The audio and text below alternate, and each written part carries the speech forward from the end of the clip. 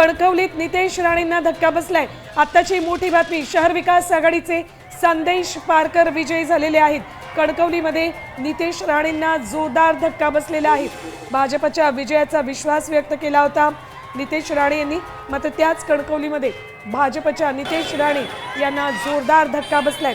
संदेश पारकर पण खरं तर कणकवली आणि त्यानंतर मालवणमध्ये सुद्धा भाजपला धक्का बसला। इथं कणकवलीमधनं सुद्धा नितेश राणेंना धक्का बसल्याचं पाहायला मिळत आहे। शहर विकास आघाडीचे संदेश पारकर हे विजयी झालेले आहेत।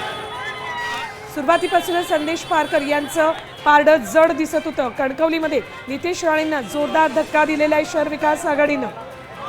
कणकवलीमध्ये आता नितेश राणेंना धक्का मिळालाय। नितेश राणेंचा पराभव होताना दिसतोय, कारण शहर विकास आघाडीचे संदेश पारकर या ठिकाणी विजयी झाल्याचं पाहायला मिळत आहे। कणकवली कोकणातला राणेंचं बालेकिल्ला आणि त्याच कणकवलीमध्ये नितेश राणेंना धक्का बसलाय। शहर विकास आघाडीचे संदेश पारकर हे विजयी झालेले आहेत। नितेश राणेंची ओळख असलेल्या कणकवलीमध्ये आता नितेश राणेंचं नामोनिशाण राहिलेलं नाहीये।